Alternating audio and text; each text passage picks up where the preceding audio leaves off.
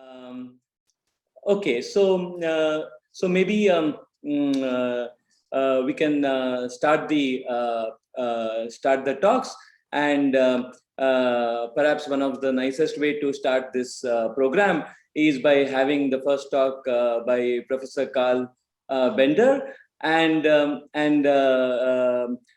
who is going to talk about unmasking PT symmetry. And I would encourage people to ask questions, and sort of you can unmute your microphones while asking questions, and then mute it back. Alternatively, if you don't have, if there are internet issues, you can type your questions in the chat window, or even raise hands, and I can try to sort of take a look at the chat window and so on. So yeah, so let us get started, and please go ahead with the first talk. Thank you. Thank you. Okay, thank you very much. I'd like to thank you all for the invitation to speak here. I hope this is a really successful meeting. I hope it'll be interesting and informative.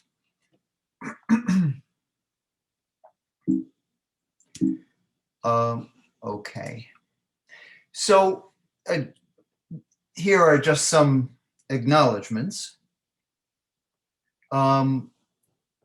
So let me begin with a quick summary. As you all know, energy in physics is key, and when you measure it, you should get a real number. And so in quantum mechanics courses, that is why we assume that H is Hermitian, okay? But there is, what's interesting is that there's a less mathematical and more physical possibility, and that is that H is PT symmetric.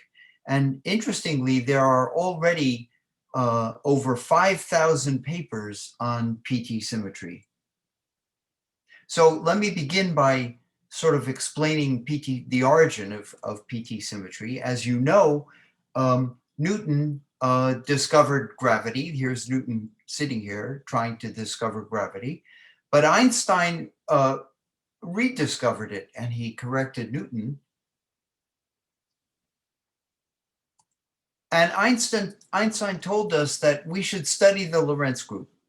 And as you should all know, the homogeneous Lorentz group is the set of all real 4x4 matrices that map the space-time point x, y, z, and t into x prime, y prime, z prime, and t prime in such a way that x squared plus y squared plus z squared minus t squared is preserved. Okay, and of course, as you know, again, parity P, which is space reflection, and time reversal T, and also space-time reflection PT, are elements of the homogeneous Lorentz group. P changes the sign of X, Y, and Z. T changes the sign of T, okay, time, and PT changes all four signs, okay? And the reason why P, T, and PT are all elements of the Lorentz group is that when you square these, the sign goes away, and that's why x squared plus y squared plus z squared minus t squared is preserved. Well, the homogeneous real Lorentz group is a continuous group, and it consists of four disconnected parts. So first of all, there is the proper orthochronous Lorentz group, okay, which is a subgroup of the full Lorentz group, okay? And this is a subgroup. It contains the identity, okay? Here are all of the elements of the proper orthochronous Lorentz group multiplied by T. And here are the same elements multiplied by P. And finally, here are the same elements multiplied by PT, okay? But what is interesting is that if you construct the complex Lorentz group, okay, which is all complex 4x4 matrices that preserve x squared plus y squared plus z squared minus t squared, okay? This Lorentz, the complex Lorentz group consists of two disconnected parts. Now the complex Lorentz group has a continuous path from these elements here to these elements here multiplied by PT. Also, there is a continuous path from these elements to these elements. Okay, so PT symmetry is intimately connected with complex variable theory. Okay, so here's the theme of this talk. Mathematicians find it enlightening to extend the real number system to the complex number system because it helps us to understand the real number system better. And in this talk, what we're going to talk about is extending conventional real physics to complex or non-Hermitian physics. And by doing so, we're going to be able to generate new PT symmetric quantum theories. Okay, so PT symmetric quantum mechanics, to summarize, consists of extending ordinary quantum mechanics into the complex domain. And the bottom line is this: if you respect PT symmetry, it is possible for the eigenvalues to remain real and for unitarity to be preserved, even if the Hamiltonian is non-Hermitian. Okay, and this picture is on the cover of a new book on PT symmetry. Here it is. Okay, you can see it. So again, remember, a PT reflection is a simultaneous reflection of space and time. Okay, so the question is, how do you construct PT symmetric Hamiltonians? What you do is to perform a complex deformation of a conventional Hermitian Hamiltonian that doesn't break PT symmetry, okay? So again, you begin with a Hermitian Hamiltonian and you introduce a deformation parameter epsilon. So let's take the simplest possible example. Here's the harmonic oscillator, and I'm going to deform this with a PT symmetric term, Ix, okay? And I'm going to multiply this by a deformation parameter epsilon, okay? Now you understand why Ix is PT symmetric. It's because under P, X changes sign, and under T, I changes sign. And so the combination Ix is PT invariant, okay? So for this Hamiltonian, this is the Schrodinger equation. Here's the boundary condition. And here are the eigenvalues. This is very interesting because although the Hamiltonian is not Hermitian and it's complex, you notice that the eigenvalues are all real and positive. Okay, so an early example, a more complicated example of a PT symmetric Hamiltonian is this. This Hamiltonian is not Hermitian, obviously, but in fact it also has real eigenvalues. And this is a very interesting Hamiltonian because it's a one-dimensional model of the Liang edge singularity, and it's also a one-dimensional model of Reggian field theory, okay? But I have to say that when I first saw this Hamiltonian, my immediate reaction was to say, well, this theory is crazy, okay, because the Hamiltonian is not Hermitian. But in fact, that theory is just one of an infinite class of PT symmetric Hamiltonians, and here they are.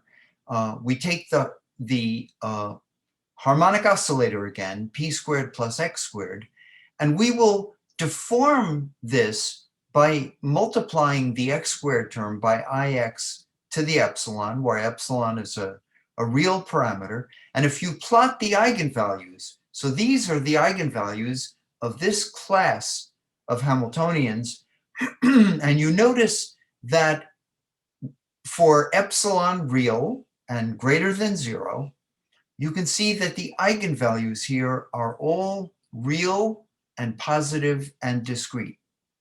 And some interesting cases of this are the cubic Hamiltonian, which I just showed you, the quartic Hamiltonian, which is very interesting because it has an upside down potential, a negative upside down potential, and yet The eigenvalues are all real and positive and discrete, okay? And here's the sextic Hamiltonian, okay? So this idea first appeared in this paper back in 1998. It took a while, but eventually there was a rigorous proof of spectral reality, and you can read it in these papers here. The proof is long and difficult and very non-trivial. This is not a trivial result at all. Okay, but in fact, the picture of real positive eigenvalues is quite generic. If you look at the eigenvalues of the Hamiltonian p squared plus x to the 4 times ix to the epsilon, the eigenvalues remain real and positive and discrete. If you look at p to the 4 plus x squared times ix to the epsilon, again, the eigenvalues are all real, positive, and discrete.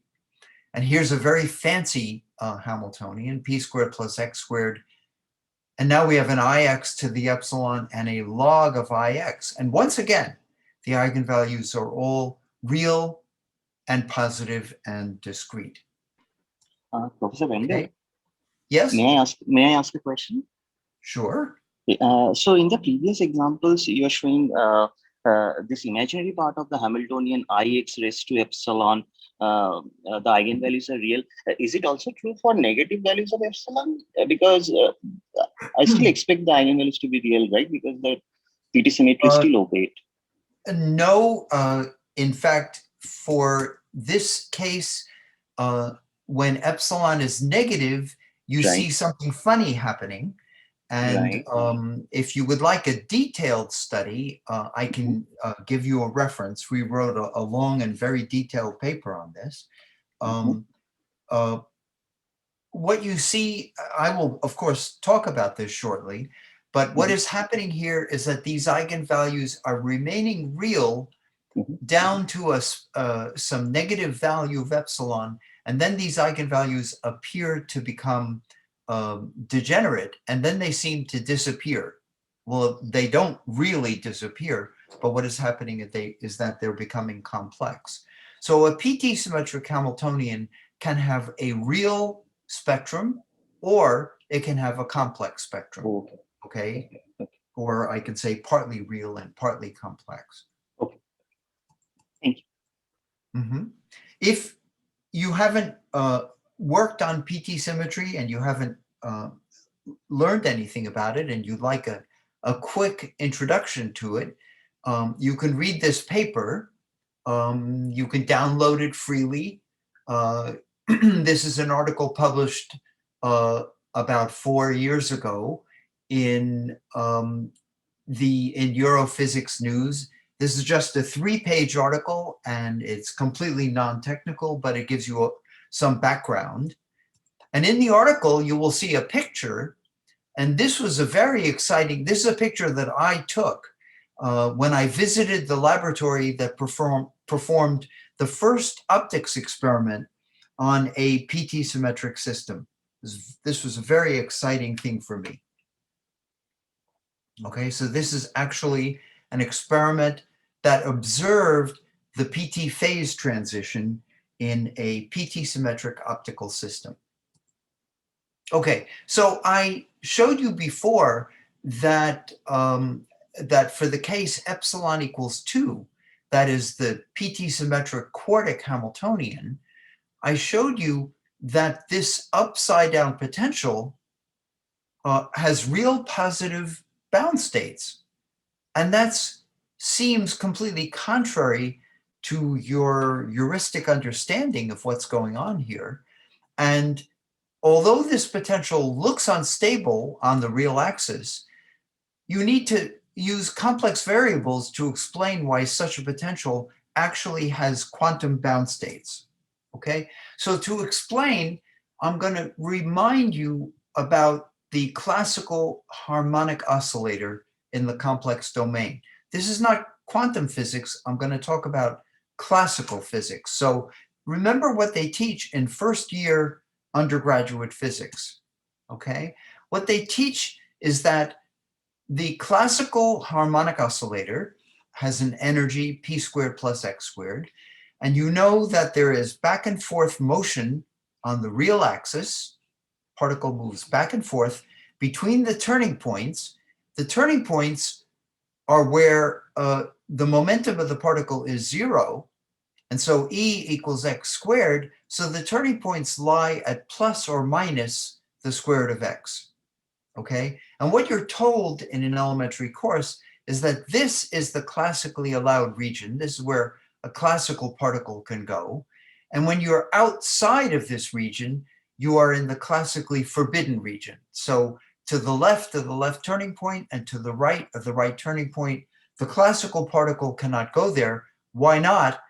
Because you're told that if x is greater than the square root of e, then x squared is greater than e. And that means that p squared must be negative. And how could it be possible for p squared to be negative? It's a square. Okay.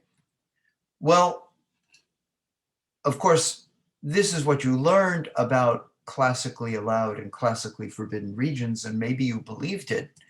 But in fact, there's no reason why the square of p must not be negative. It certainly can be negative. But in that case, p is pure imaginary. So the velocity of the particle is not along the real axis, but perpendicular to the real axis. And if you solve Newton's equations of motion, if you start a particle out here in the classically forbidden region, it goes in a large ellipse and comes back. Okay, it follows a closed orbit. Okay, in fact, these orbits are not Keplerian because, as you know, even though the planetary orbits are also ellipses, Pluto has a very long year, whereas the Earth's year is much, much shorter than Pluto's year. But these orbits all have exactly the same period, okay? And this is because of Cauchy's theorem, okay? Well, if we now increase epsilon from 0 to 1, you get this cubic Hamiltonian, and these elliptical orbits move downward into the complex plane, but they remain closed, okay? Here is the special orbit that goes back and forth between the turning points in the complex plane. The rest of the orbits are all closed, okay, like this. And if we now raise epsilon all the way up to 2, so that we're talking about the Hamiltonian p squared minus x to the 4, what you see is that these orbits remain closed. There are now 4 turning points in the complex plane. All of the orbits are closed. They all have exactly the same period. And the question is, what happens on the real axis? So, of course, you know that on the real axis, classical particles roll down to infinity in finite time t. But you can ask, where is the particle at t plus 1? Okay, and that's a question that's very hard to answer using real variables alone, but you must turn to complex variables to find the answer to that question, okay? And what you see is this. If we allow those orbits to get closer and closer and closer to the real axis over here, what happens is the orbits get bigger and bigger and bigger. And of course, the particle is traveling faster and faster, okay? And just as you approach the real axis, the particle rolls all the way off to infinity and finite time, and then it into infinite in no time at all, in infinitesimal time, the particle swings all the way around to minus infinity and rolls right back up to the origin. Okay, so although it appears that this particle is, that you have an upside down potential which is unstable, the particle actually runs all the way around and back to the origin. So although this potential is statically unstable, it's dynamically stable. Why is that? Because the particle spends almost all of its time at the origin, where it's moving slowly. When it's moving very fast, the likelihood of finding the particle there is very small. And in fact, this is the probability density of finding a particle on the real axis. And out here, the probability of finding that particle is almost zero, whereas the probability of finding the particle in the vicinity of the origin is large. So in fact, the particle is in a bound state, okay? This is the complex version of a bound state. Okay, so what is happening is that the particle moves very slowly at the origin, and then it whizzes around in the complex plane, and once again spends most of its time at the origin, and then whizzes around again. Okay, so what you see is that a static instability becomes dynamically stable in the complex domain, just like a bicycle or a top. Okay, now of course we can quantize this. All we need to do is take one of those closed orbits and integrate pdx around that closed orbit, set it equal to n plus a half pi. This is just WKB theory. And if you solve this equation, you'll find that the eigenvalues are all real and positive and discrete, and you'll be able to calculate the eigenvalues in that graph I showed you with extreme precision. Okay, so the instability at x equals 0 is tamed. Complex analysis allows us to tame instabilities, and what we see is that physical systems that seem to be unstable can become stable in the complex domain. And the question is why? Why is there no instability? And the answer is that if you extend the real numbers to the complex numbers, you lose one property of the real numbers, and that is the ordering property. This is the concept of greater than and less than. Okay, so when we say that a physical system has an unstable potential, we mean that the potential is unbounded below. And that is a statement that makes use of the less than sign. Okay, the potential is unbounded below, or the greater than sign. And we can no longer use that concept in the complex plane. You can't say that one complex number is bigger or smaller than another complex number. Okay, so you lose the mathematical concept of greater than or less than. We're giving up this inequality. So classical PT symmetry is actually amazing. This argument I made about particles traveling in the complex plane is extremely interesting and really amazing. If you find, I'm not going to go on and tell you more because it gets too technical and I don't have enough time to do so. But if you find this discussion interesting, you could read a paper that we just put on the web just about a week ago on PT symmetric classical mechanics, particles moving in the complex plane.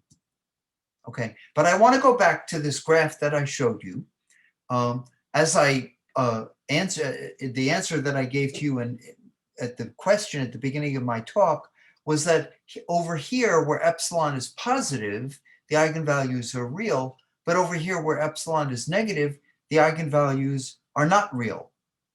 Some of the eigenvalues are complex, and interestingly, there's a transition that occurs right at 0. Okay, so we call this region where the eigenvalues are complex the region of broken PT symmetry. And this is the region of unbroken PT symmetry. And this is the PT boundary between those two regions. In fact, it's right at the boundary where epsilon equals 0, where the Hamiltonian becomes Hermitian. Okay, so Hermitian Hamiltonians tend to live right at the boundary between the region of unbroken PT symmetry, where the eigenvalues are real, and the region of broken PT symmetry, where the eigenvalues are complex. Okay, so PT symmetry does not conflict with conventional quantum theory, but it's weaker than Hermiticity. All the eigenvalues of a Hermitian Hamiltonian are real, period. But for PT symmetric Hamiltonians, only the secular equation is real. So unlike Hermitian Hamiltonians, there are two possibilities. PT symmetric theories can have an all real or a partly real spectrum. Okay, so remember, here's the region of broken PT, and here's the region of unbroken PT. Okay, so in my view, Hermitian Hamiltonians are boring because the eigenvalues are always real and nothing interesting happens. Okay, this is one of our most boring precedents. And PT symmetric Hamiltonians are astonishing because there's a transition between parametric regions of broken and unbroken PT symmetry, and this is very easy to observe experimentally. Okay, so I want to give you an intuitive explanation of the PT transition. This is a very simple example of it. This is Putin and Trump, PT symmetry. So at the PT transition, to understand what happens at the PT transition, I want you to begin by imagining a closed box with gain. When I say there's gain here, what I mean is that stuff is flowing into this box. It could be, this stuff could be anything. It could be energy, it could be particle number, it could even be water flowing into this box, okay? If we quantize this system, then the 1-by-1 Hamiltonian matrix for this system is non-Hermitian. It has the form A plus IB, where A and B are just real numbers, okay? And IB measures whether stuff is going in or flowing out, okay? So this is exponential growth or exponential decay, okay? Now let's take two boxes. These are non-interacting boxes, but stuff is flowing into this box and it's flowing out of this box. So we have gain in this box and loss in this box, okay? And now the Hamiltonian of this combined system is A plus IB and A minus IB. Of course, the eigenvalues are complex here.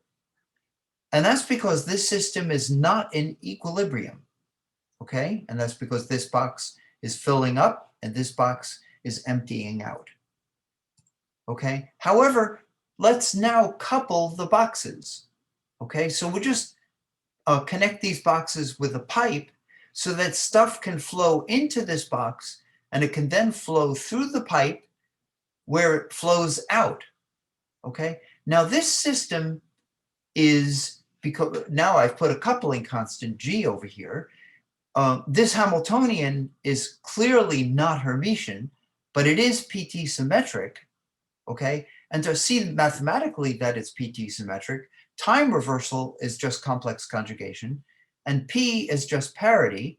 And if you multiply this Hamiltonian by PT and PT inverse, you'll see this Hamiltonian is invariant, okay? By the way, you can just see that this system is PT symmetric without doing a calculation.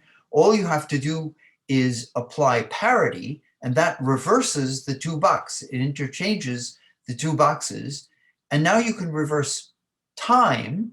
So what's flowing in is now flowing out, and what's flowing out is now flowing in, and you can see immediately that this system is physically PT symmetric. Okay, now the eigenvalues of that Hamiltonian satisfy a real secular equation. Okay, we set this determinant equal to 0. We solve it and we obtain the eigenvalues, and you can see that the energies, you can see that there's a transition when G is equal to B. The energy is real if G is greater than B, and it's complex if G is less than B. And there's a transition right at G equals B. Okay, so for sufficiently large coupling, this system is in equilibrium and the eigenvalues become real. Okay, so PT symmetric systems lie between closed and open systems. If you have a closed system, it's described by a Hermitian Hamiltonian. If you have an open system, typically it's described by a non-Hermitian Hamiltonian, but in between, you can have an open system, okay, but one that is constrained to be PT symmetric And that system lies directly between this and this. This is where the PT symmetric Hamiltonians are. Okay, so there are lots of studies of PT symmetry, and this is just an introductory talk, but I can mention just very quickly some experimental studies of PT symmetry. Here's a list, but I'm going to show you some papers. The first observation of the PT transition using optical waveguides was done back in 2009. And you remember that picture I showed you. That was done in this laboratories of these people. And that is the first experimental realization of an optical PT symmetric system. Okay, but that paper was followed shortly after by an even more impressive paper that was published in Nature Physics. But here's a study of PT symmetric diffusion done in Shanghai and Rutgers. This is a further paper on PT symmetric optics done at Caltech. Here's a paper on PT symmetric superconducting wires the work done in Indiana. This is a study of PT symmetric microwave cavities done in Germany. This is a study of PT symmetric cavity lasers done at Yale. Here's a study of PT symmetric photonic graphene, PT symmetric lasers, more studies of multiple PT symmetric waveguides, another study of PT symmetric superconducting wires done at Argonne, PT symmetric NMR done in Beijing, PT symmetric metasurfaces done in Texas, PT symmetric photonic crystals done in Stanford. And this is a beautiful paper done at Stanford on PT symmetric wireless power transfer. If you're interested, I'll tell you a little bit more about that after my talk. And this is a very clever paper, a very simple paper. It's a PT symmetric electronic circuit system. All you need to do is construct a LRC oscillator here and couple it inductively to another oscillator, and you can pump inductively electrical energy into this oscillator and take electrical energy out of this oscillator. You remember the system with gain and loss? Well, here's an example, and you can observe the PT symmetric phase transition. And that inspired us to do our own experiment. So here are two coupled pendula. They are being driven by these electromagnets up here. So I can take energy out of this pendulum with this electromagnet and put energy into this pendulum. The magnets are coupled, and once again, we have a mechanical PT symmetric system. Okay, and those are the equations of motion of those coupled pendula. Okay, and this is a very fancy experiment. We have two whispering gallery microcavities, very, very tiny, only 30 microns across. But interestingly, you can get a light beam to run around each of these cavities 1 million times before it's absorbed. And you can have gain and loss. If you want to have gain, all you have to do is shine a laser on this cavity, and you will pump light into that cavity, and loss simply because there's always loss in a cavity. Okay. So before I quit, I'd like to mention a few bits of theoretical work on PT symmetric systems. This is just a very short list of some of the work that's been published. But this is a very early bit of theoretical work that was done. It was done on the Lie model. The Lie model is a beautiful quantum field theory model. that was invented by T.D. Lee back in 1954. And T.D. Lee's idea was brilliant. He said, let's imagine a universe in which there are only three particles called V, N, and theta. Okay, so this is like a proton turning into a neutron and a pi plus, and then the neutron and the pi plus recombining back into a V. Okay, so if we have, if we want to write down the Hamiltonian for the system, we write down the non-interacting Hamiltonian. And in the interacting Hamiltonian, all we do is we create a V and destroy an N and a theta, or we create an N and a theta and destroy a V. Well, interestingly, 1 year after Lee published his paper, Shalane and Pauli published a paper in which they said this model is no good. Why is it no good? Because there's a problem with renormalization. What they showed was that if you go to the laboratory and you measure the renormalized coupling constant, G, in the laboratory, and you calculate the unrenormalized coupling constant, what you find is that if the renormalized coupling constant is bigger than a critical value, the unrenormalized coupling constant, G squared, is negative. And you ask, how could a square be negative? If it is negative, it means that in this Hamiltonian, the coupling constant is imaginary and the Hamiltonian is not Hermitian, okay? And as a result, there are ghosts, that is states of negative norm, okay? And that's a very, very difficult problem. In Barton's book, he says, a non-Hermitian Hamiltonian is unacceptable, partly because it may lead to complex energy eigenvalues, but chiefly because it implies a non-unitary S matrix and fails to conserve probability, okay? So what you see here is that renormalization creates instability, and this is a really hard problem, and lots of people, including Pauli himself and Heisenberg and Wick and Sudarshan, worked on it, but they couldn't fix the problem.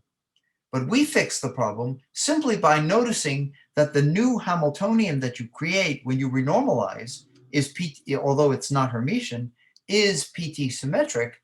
And if you're in the unbroken PT symmetric region, then there's no problem with complex energy or with conservation of probability. No problem whatsoever.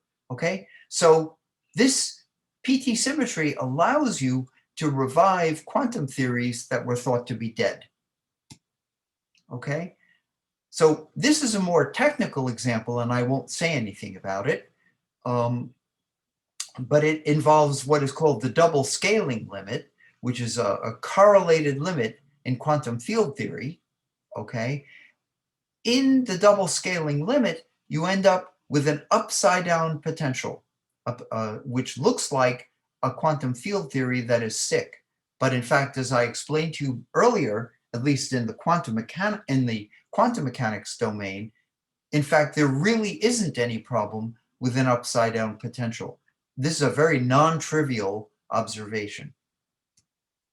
Okay, so very briefly, I'm going to show you just two short examples. One is a very mathematical example. PT symmetry can explain instabilities of nonlinear differential equations. Here are three papers on this idea, okay? And an interesting class of nonlinear differential equations consists of the Painlevé transcendents. These transcendents have fundamental instabilities that can be tamed and understood quantitatively by using PT symmetric quantum theory. You wouldn't have thought that there's any connection between these nonlinear differential equations and PT symmetric quantum mechanics. But do you remember this Hamiltonian, the cubic Hamiltonian? He doesn't, by the way, but I'm sure you do remember the cubic PT symmetric Hamiltonian. Well, the first Painlevé transcendent corresponds to this Hamiltonian, and it is understanding this Hamiltonian that helps you to understand and eliminate the instabilities of Painlevé 1. And interestingly, Painlevé 2 corresponds to epsilon equals 2. The second Painlevé transcendent corresponds to the p squared minus x to the 4 potential, the quartic PT symmetric potential. Okay? So the instability of Painlevé 4, by the way, corresponds to epsilon equals 4. So there's this very interesting and deep connection between the Painlevé transcendence and this model of PT symmetric Hamiltonians, okay? And I'm sure you remember the sextic PT symmetric Hamiltonian, even though he doesn't, okay? And finally, this is something that I'm working on very hard right now, and that is PT symmetric quantum field theory. This is the field theoretic version of the quantum mechanical model that I just showed you previously. And with this quantum field theory, the objective, as is the case with any field theory, is to calculate the vacuum energy density, the renormalized mass, the Green's functions, okay? And we can do so as series in powers of epsilon. This is a first paper on this Hamiltonian, and I will show you what happens.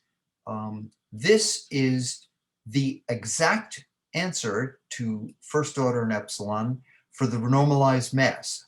The renormalized mass turns out to be positive, and we are working on the question of renormalization of this model to all orders in perturbation theory. We have a paper that we just put on the web just a few days ago, and this is a very detailed discussion of the renormalization of this quantum field theory. Okay, so I hope you found this interesting. Thank you very much for listening to my talk, and I am very happy to answer questions that you may have. Thanks, Carl. Thanks for the very nice talk. So maybe I will read out some questions in the chat window, but meanwhile, there's one person has raised the hand. Tanmay Das, you can go ahead with asking the question, and meanwhile, I will try reading the. Okay, thanks, Manas. Carl, can you hear me? Yes, I can. Thank you. Hi. Yeah, this is Tanmay Das, and I had the question about your first part of the talk, in which you had this double well potential with upside down. The solutions that you talked about seems to be quite analogous to the instantaneous solutions we get in Euclidean space, in which we rotate the time to imaginary time, and then the potential, harmonic oscillator potential also flips to upside down. And then when we solve it, we see that there is a tunneling between the two minima of the potential, or here it's between the two maximum of the potential. So just wondering whether you have found any such analogy or not. Well, we have to be I don't want to give you an answer that's too technical, but let me just try and say what you are doing when you talk about going to Euclidean space is you're talking about an analytic continuation in the coordinate variables, okay? You are analytically continuing in your case in t, but you could also analytically continue in x, y, z, and t. But that is not what I'm doing. What I'm doing is I am keeping space and time real, okay? So although we can certainly work in Euclidean space, but I am not talking about extending a quantum mechanical theory or a quantum field theory to complex space and time to be really careful with you. What I'm actually doing is extending the fields to complex fields, okay? So although I talked about quantum mechanics, in quantum mechanics, what we have, the fields are,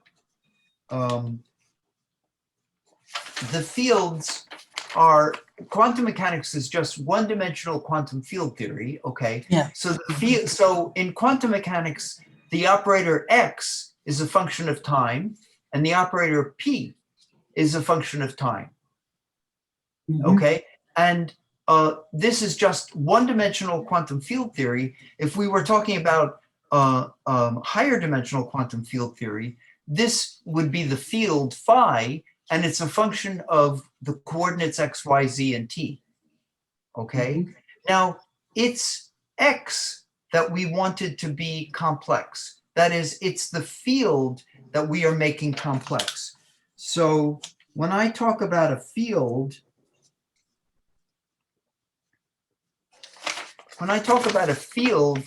phi, which is a function of x, y, z, and t, okay, I'm keeping x, y, z, and t real. I'm not doing anything fancy. What I'm doing is I'm allowing the field itself to be complex, okay? And the reason that the field is complex is because the interaction, because the Hamiltonian that contains the field contains complex parameters in it, okay? In my case, what I talked about is, you know, I phi. I mean, presumably you. Okay. Yeah. So the point here is that it's the field that I want to be complex. And why is it complex? Is because I have complex parameters in my Hamiltonian or in my Lagrangian. These complex parameters make the Hamiltonian non-Hermitian. But what I'm arguing is that however, if the Hamiltonian is PT invariant, then sometimes, not always, but sometimes you have this Hamiltonian describes a theory which has an unbroken PT symmetry where the eigenvalues are real and where probability is conserved. Yeah, Carl, I understand that. Maybe these discussions would be a little longer. If Manas doesn't allow, then we can stop. Is that like, can I also think of it as if you are making the phase space to become complex? Like you just choosing either X or P to become complex. Yeah. Yes, you are completely correct. That is what I'm doing. I am taking a complex, I'm extending the phase space. If we just have a very simple phase space, we are plotting, you know, X versus P like this. That's the phase space. Yeah. And what I'm now talking about is allowing X and P to be complex. Okay, so time, the X and P are both functions of time, and we could get really complicated and make time complex, but I'd rather not. Okay. Sure. Now I'm just saying, like analytically, is it possible to also continue in the phase space complex to the real? Oh yes, I mean that's what this is all about. And I gave you in my talk a reference to a very recent paper on, I mean, here, if we're talking about phase space, we're talking about classical mechanics. And I gave you this this reference back here, which I think you might find this one right here, okay? That reference, you can download that from the archive. This is an extraordinarily interesting and rich theory, the theory of PT symmetric classical mechanics. It is absolutely astonishing. It's amazing. And we are continuing to discover things, although we've worked on this on and off for many years, we have just discovered a whole bunch of new things that are quite remarkable. The properties of these theories are really amazing. Okay, Carl, thanks.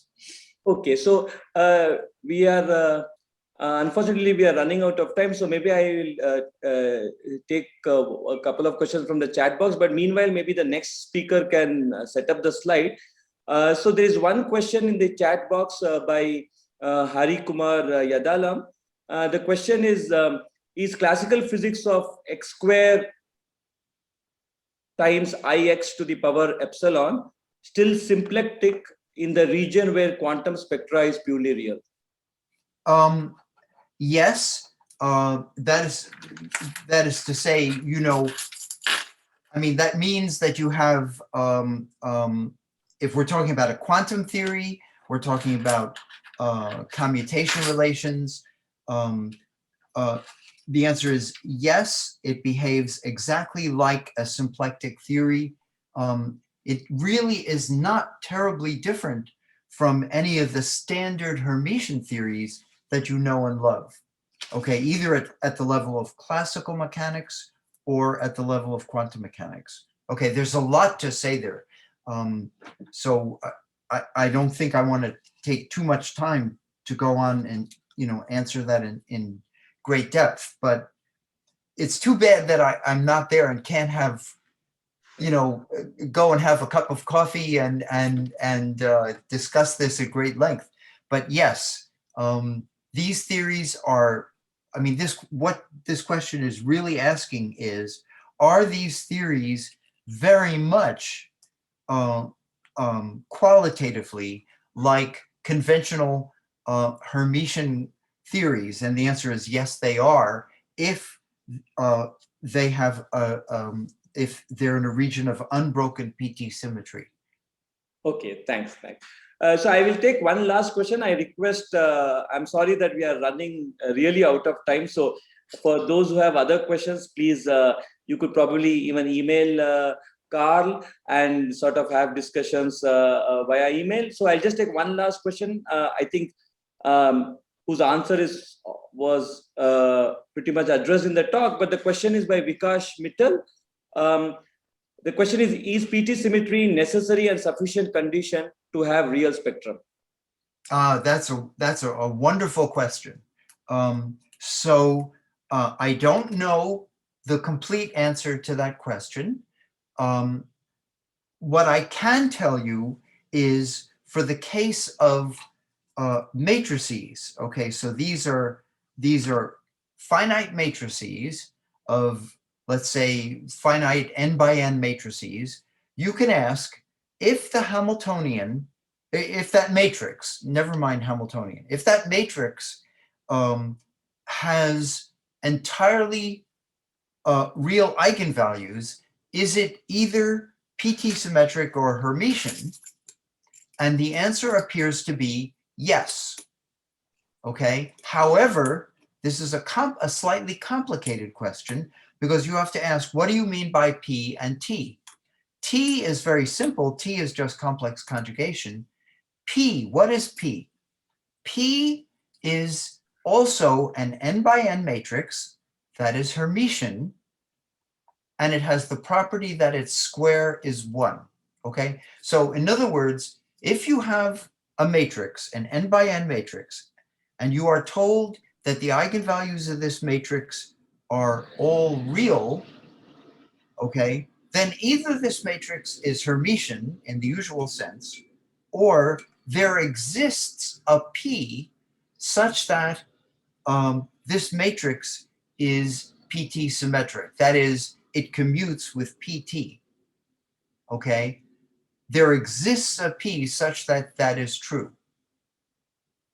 Okay, now I do not know, however, I do not know the answer to the case where the Hamiltonian is a continuous Hamiltonian, where it's not described by a simple n by n matrix, but where it's described by an infinite dimensional matrix, or, you know,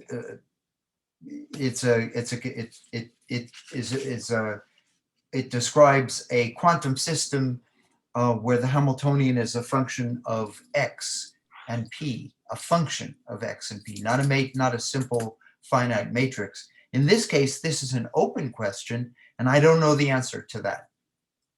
Okay. However, I'll tell you what my inclination is. My bet is that it continues to be true. That is, you can find an operator which you can call P, which is Hermitian and whose square is 1, such that If the eigenvalues of your Hamiltonian are real, then either that Hamiltonian is Hermitian or it commutes with PT for some P. Okay, now that's a very non-trivial and very difficult statement to verify or to falsify. Okay, I would love to see a real proof of this, but it hasn't been done. Thank you, thank you. Right, so so unfortunately we can't take more questions. Please write to Carl and please continue the discussions.